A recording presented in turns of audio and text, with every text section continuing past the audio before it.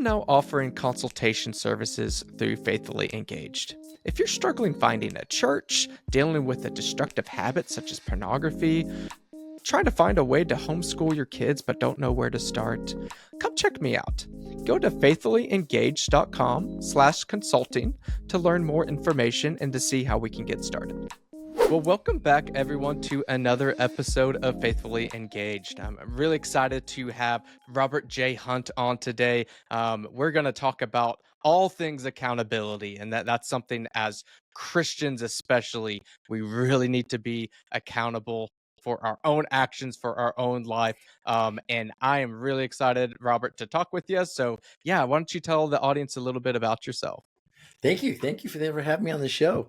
I live in the North Texas area in north of Dallas. I've been married to my beautiful wife, Kathy, for 25 years. Ooh, 26 years next week. I didn't forget that. That's good. That's Um, good. we have two adult children. Lauren lives in Austin with her husband, Dylan, and James is finishing up college here in the Dallas area at UT Dallas. For a living, I run peer groups. I run groups for business owners to come together each month and work on the challenges that keep us from being our best and running our businesses and living the life that we want. And I get to facilitate all that. It gives me a lot of joy living out my purpose through my career.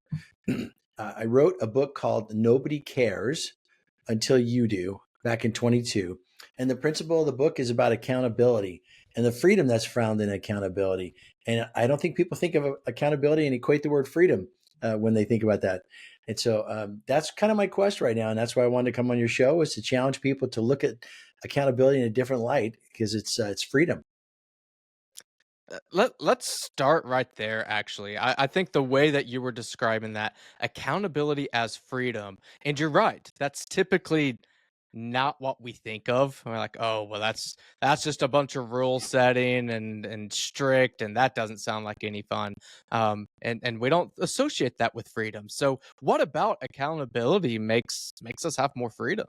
Yeah. The cool part about accountability, in the simplest terms, accountability means you own it. That's what it means. That's Mm. accountability. And so if you own it, that means since I own it, I can do whatever I want with it. What happens is when we look at our lives, a lot of times we feel like we're a victim. And so when we have the victim mentality, we blame, we make excuses, or we say we can't do something, and we feel like a prisoner, or we just wait and hope that somehow God shows up and fixes all of our problems. And I know that the there's wisdom in waiting upon the Lord, and there's a time for that, but God can't steer a ship that isn't moving. And we have a responsibility to go be actively waiting for God's best, not sitting around waiting for him to do the work for us, but to be doing things while he directs, fines tunes, blesses, challenges, pulls us back, all that good stuff.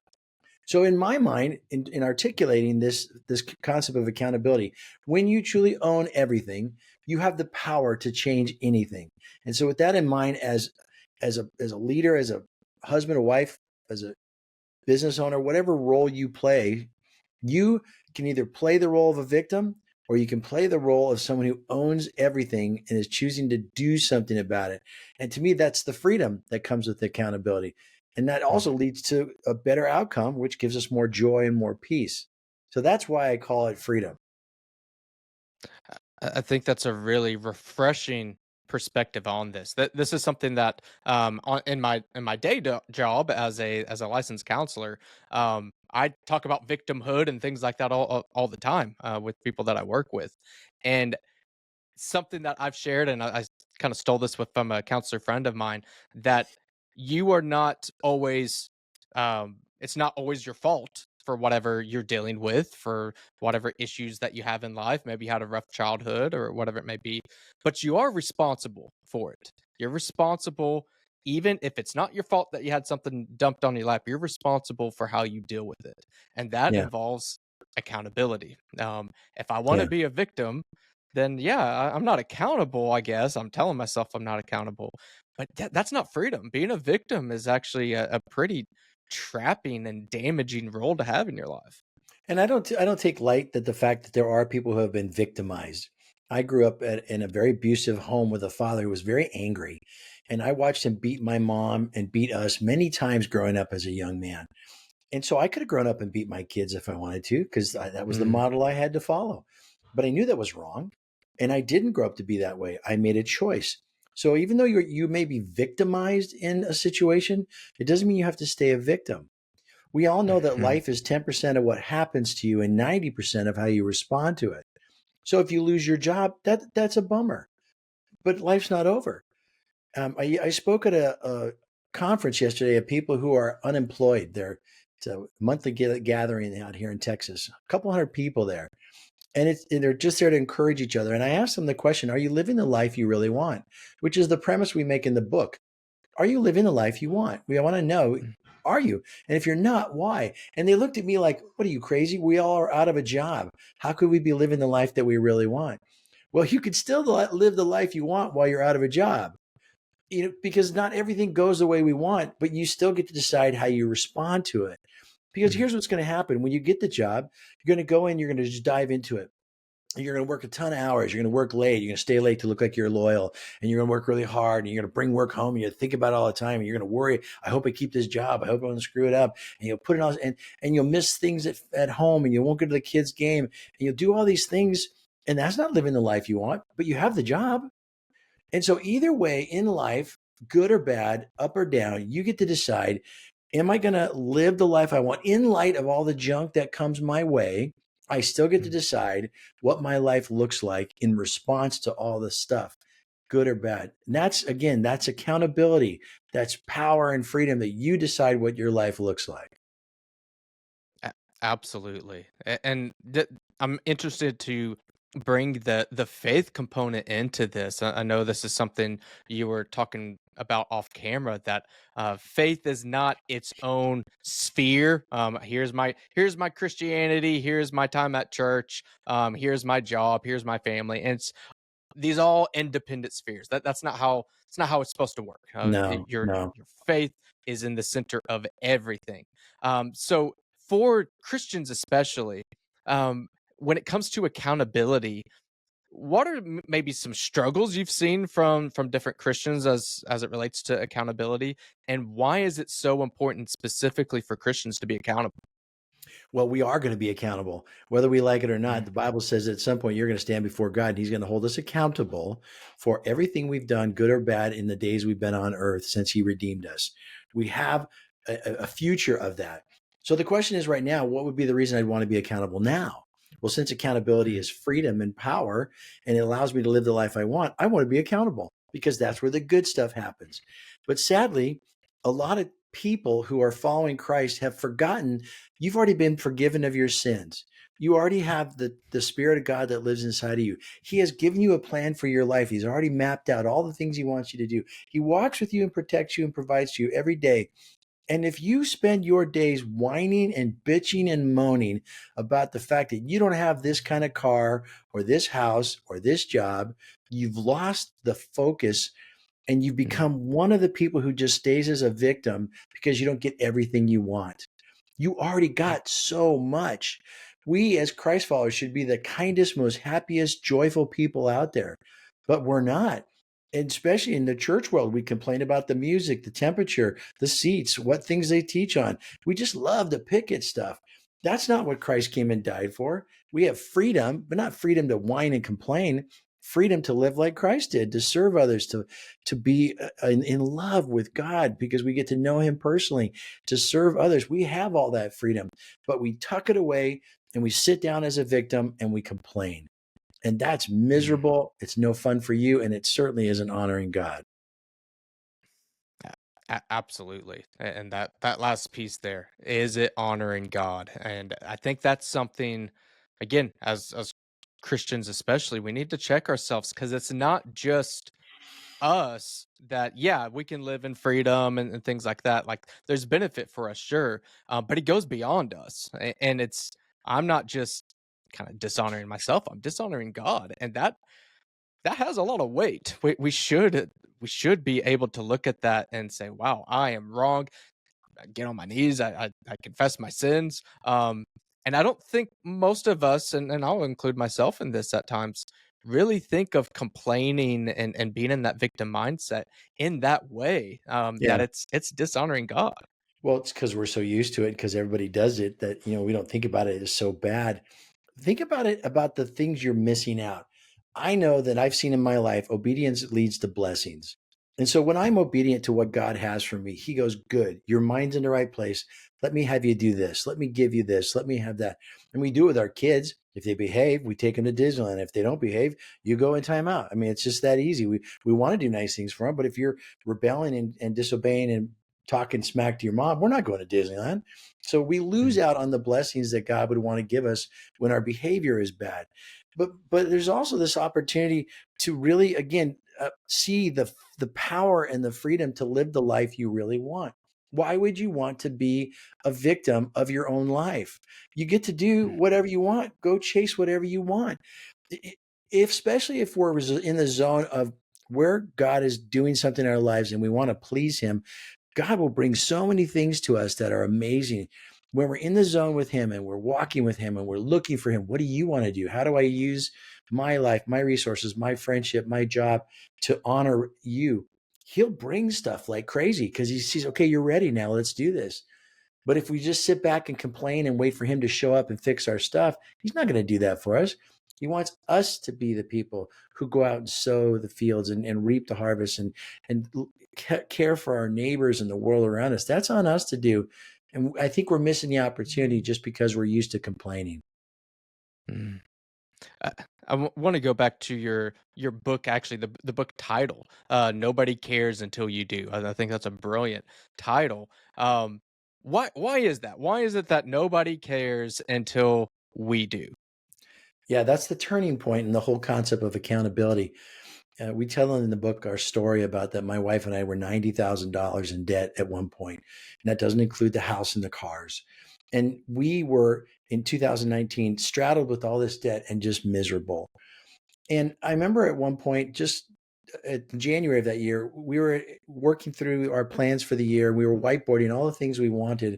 And it came down to this reality is, hey, what we really want to do is please the Lord. That's really what we wanted in our hearts. Well, why weren't we? We weren't because we were mad at God for not giving us enough money to fix our mistakes. And Mm, so we blamed God for not making my business grow at the rate that it could so that I could use all the profit to pay off my debt. But God's like, dude, I already gave you all this money. What'd you do with it? Why would I give you more money? You're clearly not responsible. And so in that moment of blame and anger and frustration, we realized, the reason we're miserable is us. And we've mm, chosen to look at life and complain instead of being thankful.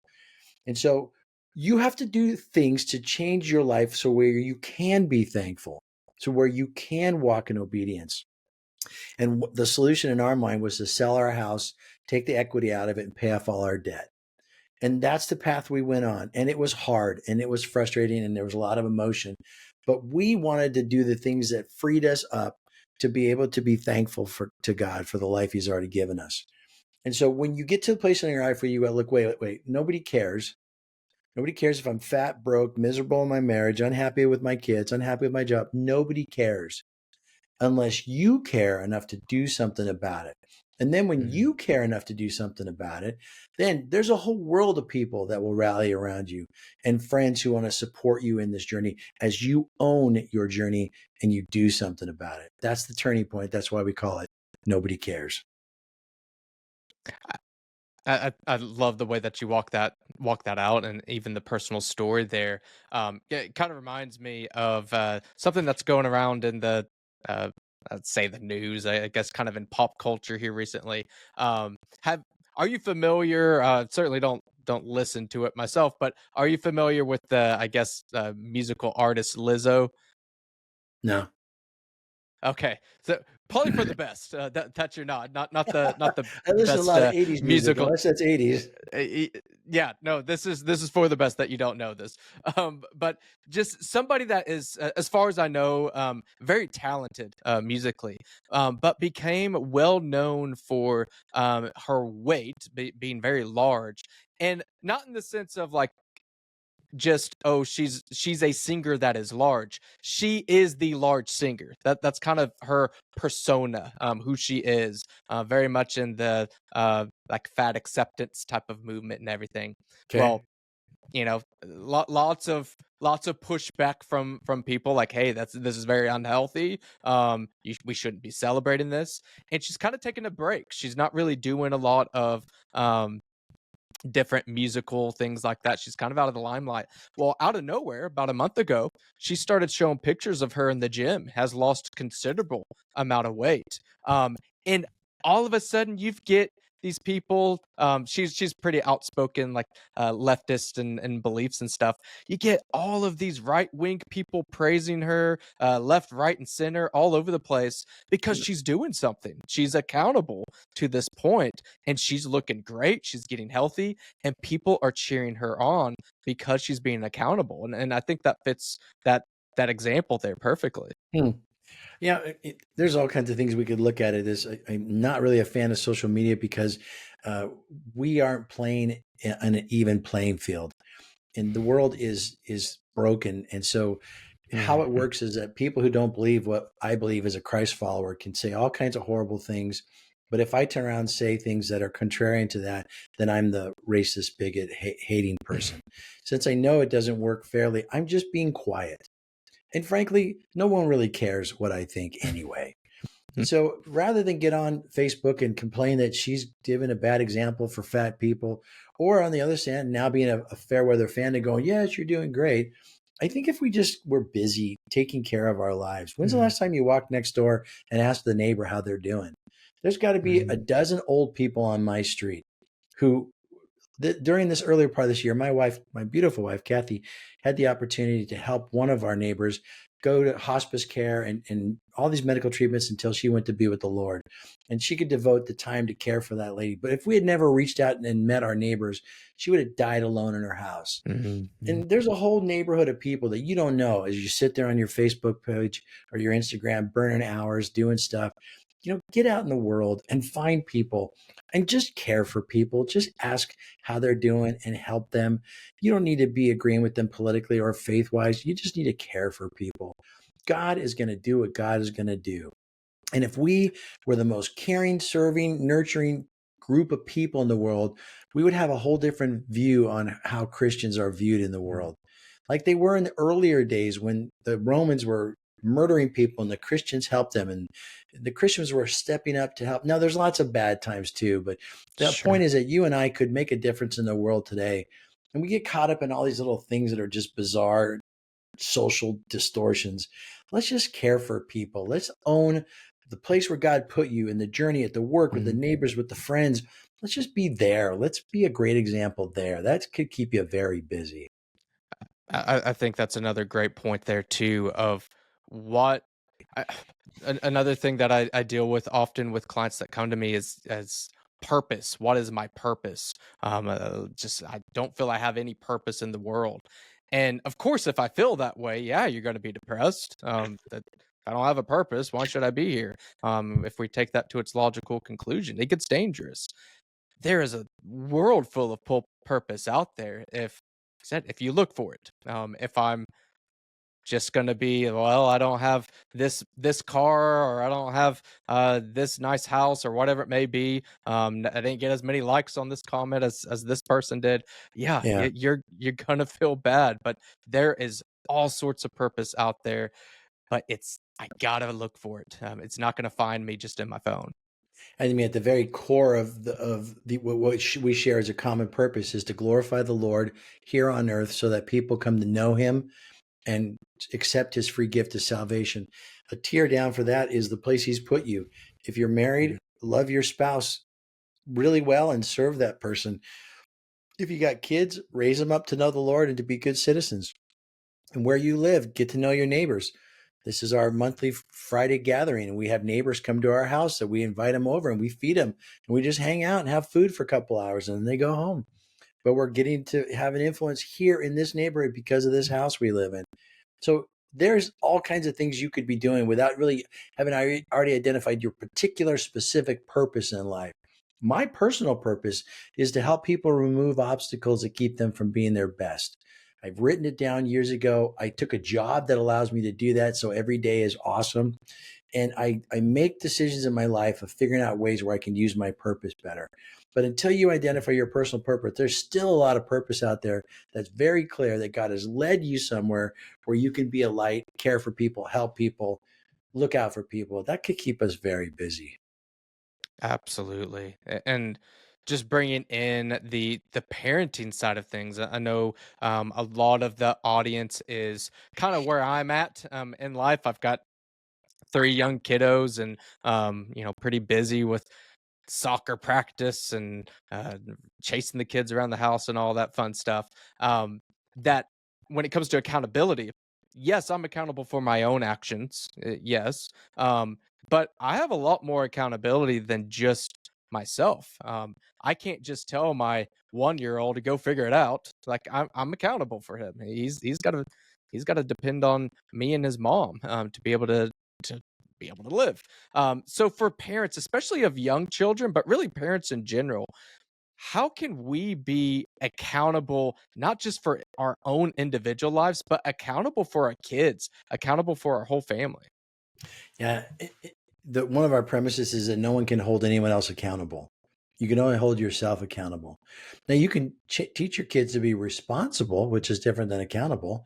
Responsible is you make your bed every day, you take out the trash, you go to school, you turn off the light. There's responsibilities. But accountable is that you own the process. You own the why do we turn off the light? Well, because we're taking care of our home. So taking care of our home is also picking up trash and not eating food over the bed where it stains it and not throwing things here. There's a whole process of what we're contributing towards for the end result. So you can't make your kids be anybody. You can teach them things and you can guide them, but they make their own decisions. Even as a young child, you spend an awful lot of time trying to correct them, but they're going to be who they're going to be. And so that's where we model it through the life we live, where we show accountability, where we model it for our kids to embrace a lifestyle of accountability, where we don't blame, make excuses, or whine about things, where we don't just sit around and hope it gets better. We own it and we do something about it. Mhm. And I think that's how we're going to teach a next generation of kids of the freedom and power of accountability is a good thing by watching us do it, by watching us live it out. Absolutely. I share often on the podcast and personal life alike that by no means am I some perfect being. All of us are fallen. If we were perfect beings, we wouldn't need Christ, and that's obviously not true. Something my wife and I really try to help show our kids is by apologizing when we're wrong. Yeah. If there's just an instance this last week, my daughter was misbehaving, and I let her know you were misbehaving. That was wrong. But I overreacted. I shouldn't have raised my voice. And that apology there, owning my part, it took a tense situation. And all of a sudden now we're hugging. And guess what? We're moved on. You talk about that freedom. We were good to go at that point because she owned her part, I owned my part, and we were able That's to move cool. on. Um, Yeah. as parents, especially, if we go in there, I'm the dictator, and everything, I'm perfect. You just follow everything I do perfectly. It doesn't mesh that well because we're not perfect beings, even as parents. No. And it's a long journey. We're going to spend our whole life trying not to suck too bad before we get to stand before God. And He's going to make us perfect beings created in His own image without the hesitation and limits of this current world. But I guess if we model grace, if we model humility, we get the opportunity to get some of that back. The Bible says you reap what you sow. I think we forget that you are creating what comes back at you.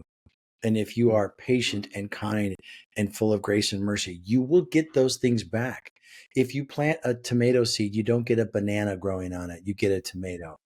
And so God created nature that reflects His word. And His word shows if I put this in the ground, I get this back.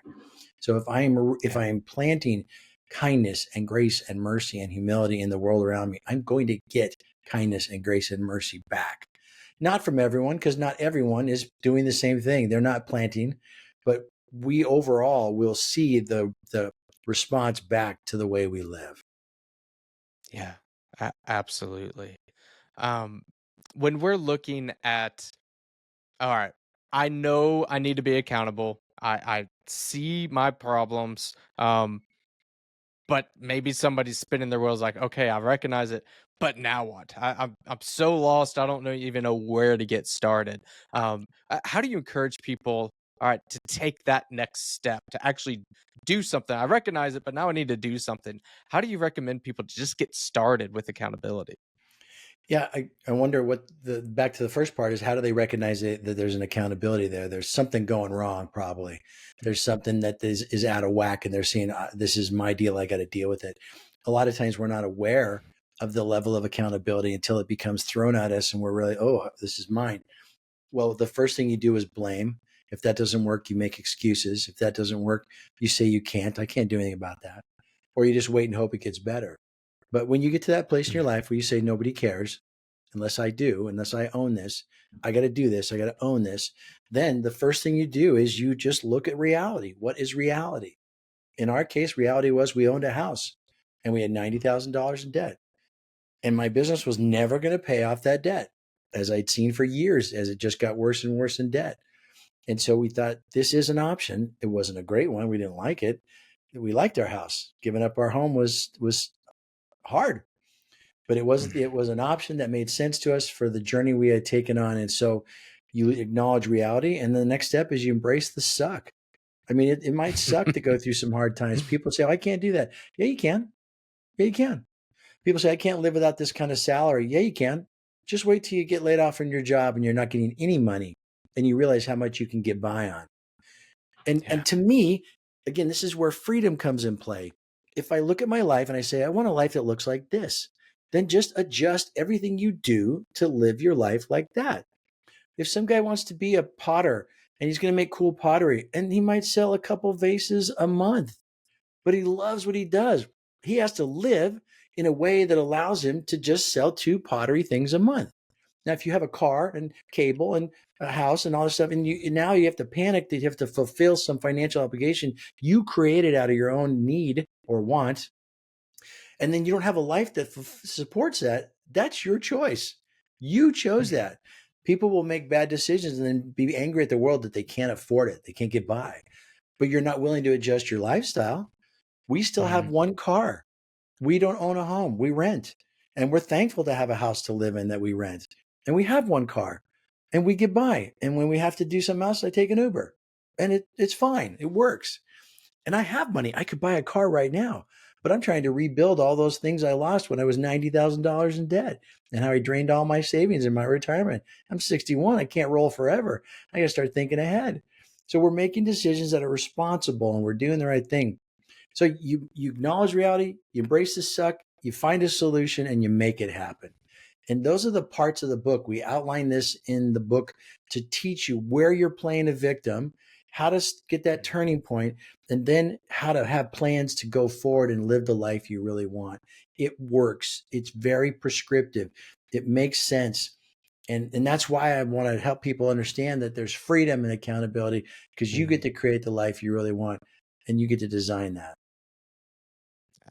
I think that part that you're describing, the embrace the suck stage, is the one where people just get bent up on it. We might try to overthink it and try to maybe get around that. Well, how do I avoid that part?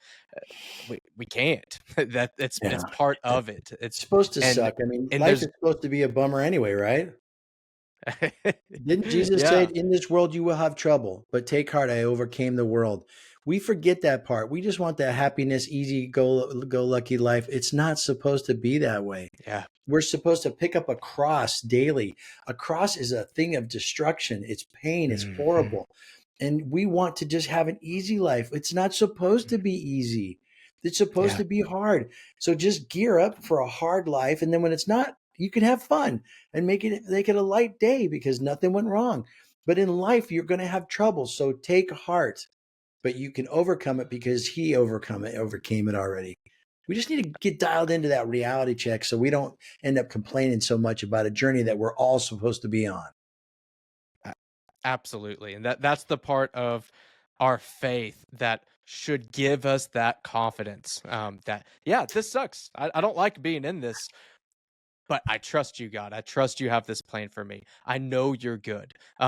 That's the beauty of this. That's what helps us persevere. And I think to your point, as Christians, we look at the blessing part, and yeah, we have some blessings, and that's great. But that perseverance, perseverance through the struggles because we're not just doing it on our own. We have God. Um, we lose that, and we lose the significance of what God really is, of Yeah. who He is, when we are just going great in life all the time. Those struggles really bring to light how important it is.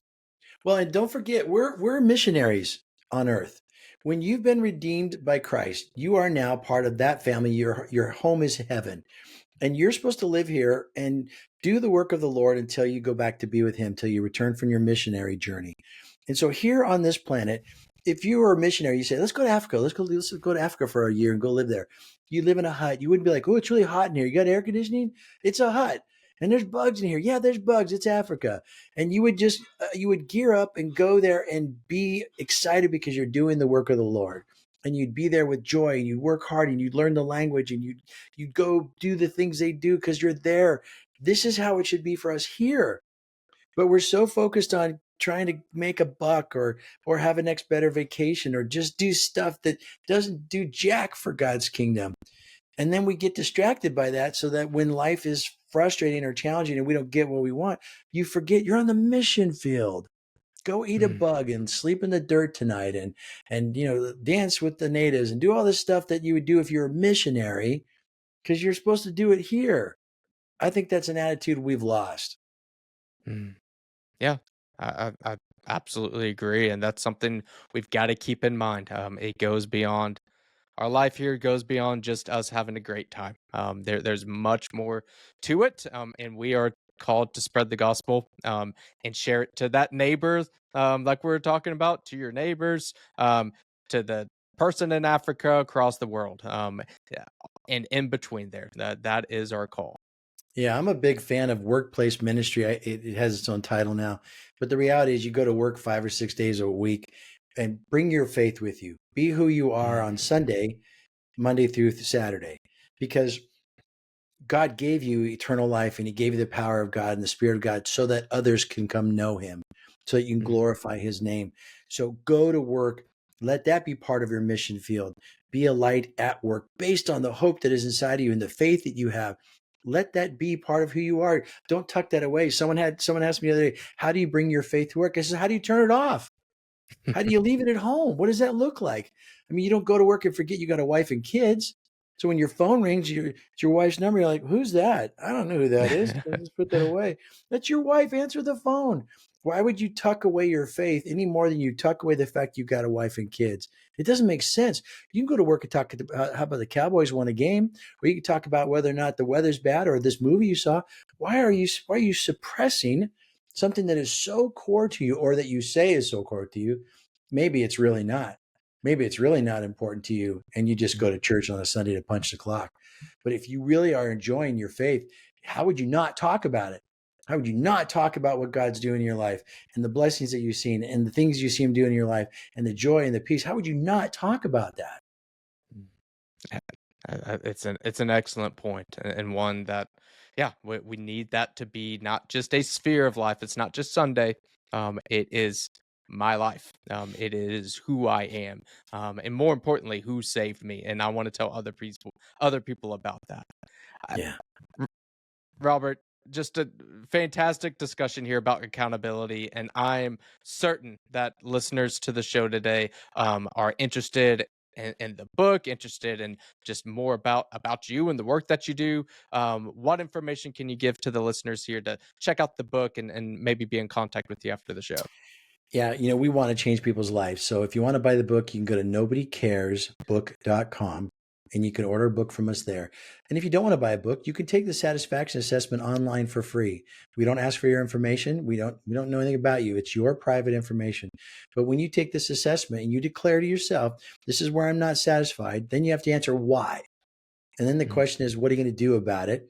And then you see the blame, excuse, and the wait and hope and all those things pop up. But it gives you a chance to declare to yourself where you're not satisfied. You can have that for free. But if you take the book and you read it and you apply it, I guarantee you can own the journey you're on and change it for the better. We modeled it in our own life. We're still modeling it today.